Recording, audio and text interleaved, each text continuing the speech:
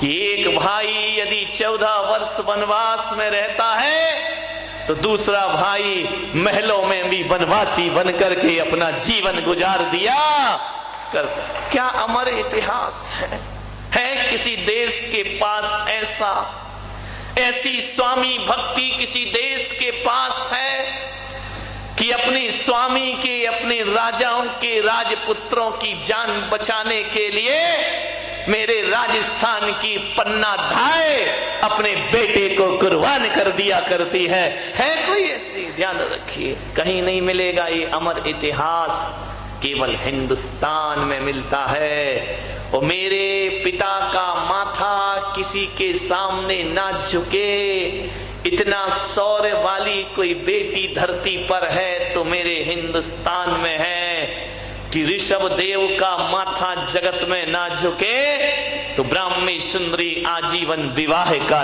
त्याग कर दिया करती है कि हम विवाह नहीं करेंगे लेकिन अपने पिता का माथा नहीं झुकने देंगे। है कहीं ऐसी विरासत, ऐसी संपदा किसी देश के पास कि राणा की बेटी घास की रोटी खाना स्वीकार करती है लेकिन किसी के सामने झुकना स्वीकार नहीं, हाथ नहीं फैलाया कभी? बहुत इतिहास है। यदि इतिहास के पन्ने पलटने बैठूं तो 71वीं की आजादी 72वीं आजादी हो जाएगी और भारत का इतिहास का गुणगान नहीं हो पाए। बहुत अमर इतिहास है मेरे देश के पास। हम वो देश के लोग जिसने कभी किसी की जमीन पर बुरी निगाह नहीं डाली, पड़ोसियों की तरह। क्या है, पड़ोसी के हाल बड़े गड़बड़ है, मांगती रहता है कश्मीर दे दो, कश्मीर दे दो, कश्मीर दे। अरे ऐसे मांग रहे, कश्मीर कोई प्लास्टिक का खिलौना है जो तुमको उठा के देते हैं? विचार कर, कश्मीर दे दो। मुझे तो समझ नहीं आता है, अमेरिका से कहता है पैसे दे दो, पैसे दे दो, जापान से कहता हथियार दे दो, हथियार दे दो, भारत से कहता है कश्मीर दे दो, कश्मीर दे दो। मुझे यार ऐसा लगता है कि पाकिस्तान जब हर किसी से मांगते ही रहता है तो फिर अपने झंडे पे चांद सितारे क्यों बनाए? कटोरे का निशान बना दे, सारी दुनिया तुझे दे देगी। क्या मांगना, दे तो कुछ नहीं सकता, ये दे दो वो दे दो, खुद से कुछ कमाया नहीं जाता है, दूसरों के स्वर्ग पे निगाह रखा करते हैं। ध्यान रखिए, विचार करना है आपको, कैसे दे दे कश्मीर? आज ये पुलक सागर नहीं बोल रहा है, ध्यान रख। आज मैं कोई संत की हैसियत से प्रवचन नहीं कर रहा हूं, इस देश का संत हूं, इस देश में रहता हूं, तो राष्ट्र के प्रति भी मेरी कोई भक्ति और दायित्व हुआ करता है। ध्यान रखिए। एक पत्रकार ने मुझसे पूछा कि राष्ट्र बड़ा होता है, धर्म बड़ा होता है या समाज बड़ी होती है? मैंने कहा दुनिया की परिभाषा कुछ भी हो, लेकिन पुलक सागर कहता है कि यदि मेरे लिए व्यक्तिगत पूछा जाए तो ना धर्म बड़ा होता है ना समाज बड़ी होती है, सबसे बड़ा होता है तो राष्ट्र हुआ करता है। क्योंकि राष्ट्र सुरक्षित है तो धर्म सुरक्षित है और धर्म सुरक्षित है तो समाज। राष्ट्र भक्ति से बड़ा और कोई चीज नहीं हुआ करती, सबसे बड़ी देशभक्ति हुआ करती है। मान्यवर, राष्ट्र से बड़ा क्या होगा?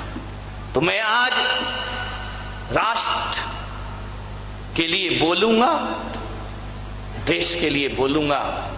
आज मैं धार्मिक नहीं, मेरे हृदय में देशभक्ति का जज्बा जागृत है। ध्यान रखिए।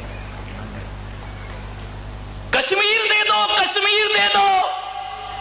अरे कश्मीर भारत की तकदीर है भाई, ध्यान रखना, कश्मीर भारत की तकदीर है। और जरा उनसे पूछो, पाक के नापाक लोगों से, कि कोई अपनी तकदीर किसी को दे सकता है क्या? बताइए, कोई अपनी तकदीर किसी को नहीं दे सकता है। मान्यवर, भारत वो देश है जो किसी के जमीन के टुकड़ों पर अपनी निगाह नहीं डालता है। अरे पाकिस्तान वालों से कहना, तुम्हारे पास तो रहने के लिए जमीन भी नहीं थी, खाने के लिए रुपए नहीं थे, मेरे भारत ने तुम्हें रुपए दिए हैं खाने के लिए, घर बसाने के लिए, जमीन।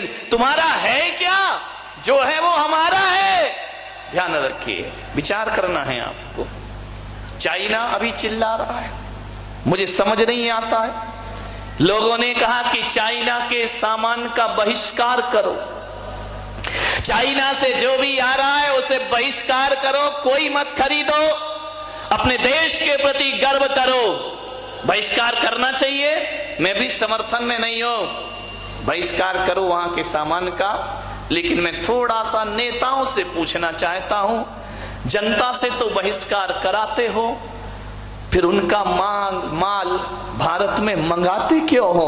यदि मंगाना बंद कर दो तो जनता को बहिष्कार करने की कोई जरूरत नहीं। मंगाया भी जाता है, चाइना में होली नहीं मंगाई जाती, लेकिन रंग चाइना से आता है हमारे यहाँ। चाइना में दिवाली नहीं मनाई जाती, पटाखे दिवाली के यहाँ आते हैं।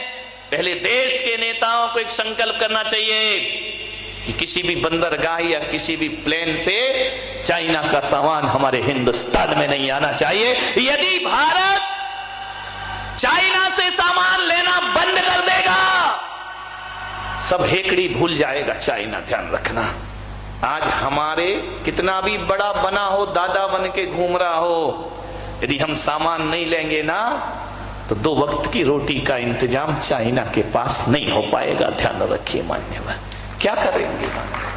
विचार करना है।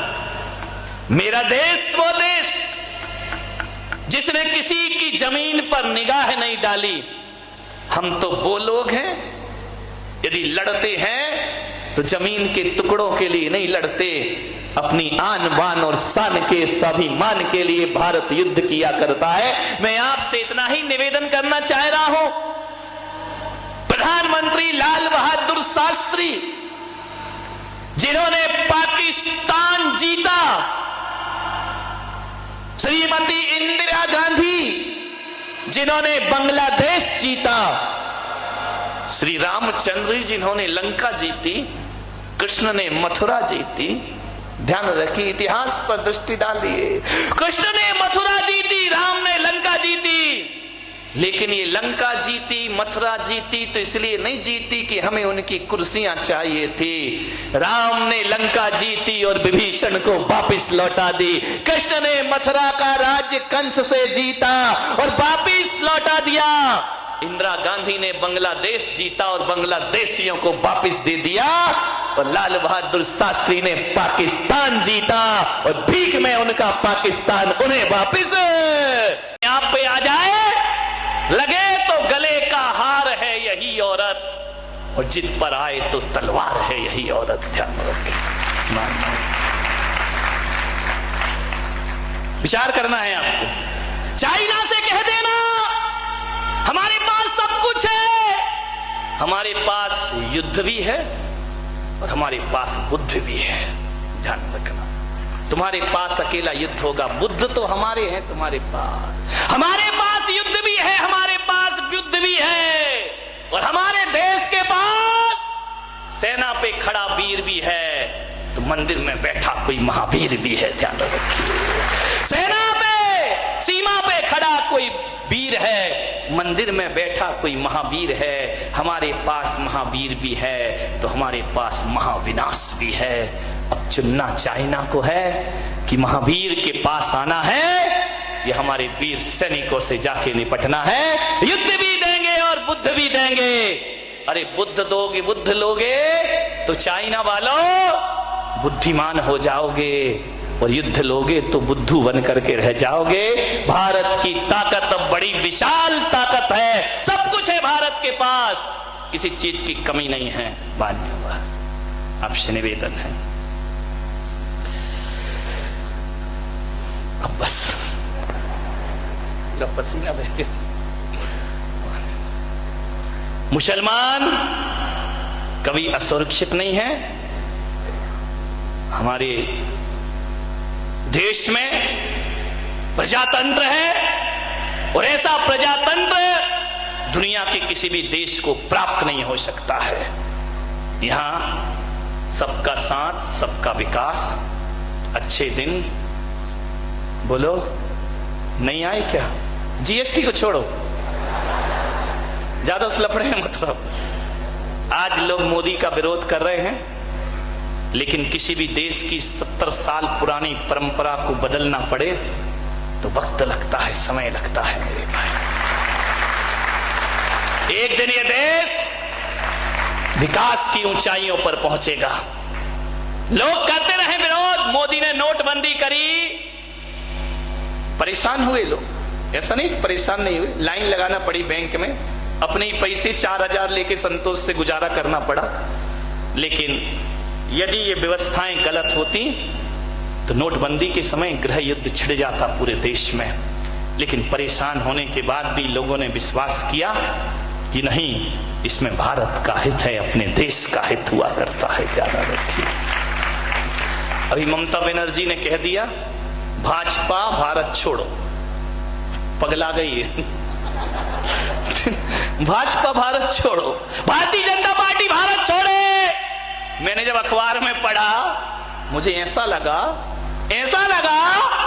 तुम्हें कैसा लगा? मुझे ऐसा लगा कि कोई सिरफिरे लोग भारत से कह रहे हैं भारत छोड़ो। ध्यान रखिए, मुझे ऐसा लगा कोई सिरफिरे कह रहे हैं भारत से कि भारत छोड़ो। ध्यान रखना, मैं कोई प्रचार नहीं कर रहा हूं, आप सोचो कि मैं बीजेपी का आदमी हूं, मैं कोई प्रचार नहीं कर रहा हूं। लेकिन जितने भी दल और जितनी भी पार्टियां इस देश में हैं, केवल भाजपा है जिसके आगे भारतीय शब्द लगता है, बाकी कहीं भी भारतीय शब्द दिखाई नहीं। मैं कोई प्रचार नहीं कर रहा हूं, अपन तो निर्दलीय लोग हैं। अपना क्या है? हमारे भगवान महावीर स्वामी जब बैठते हैं, गणेश जब बैठते हैं, सरस्वती जब बैठती है, कमल के फूल पे ही तो बैठते हैं ना। समूसरण में कमल का फूल होता, उस पे भगवान बैठा करते हैं। जब हम बैठते हैं तो बीजेपी के हो जाते हैं, और जब कोई प्रणाम करता है तो कांग्रेसी हो जाते हैं। ध्यान, आशीर्वाद कांग्रेस का पंजा। जब कोई नमस्कार करे तो कांग्रेसी हो जाते हैं। जब जुलूस में हाथी आगे चले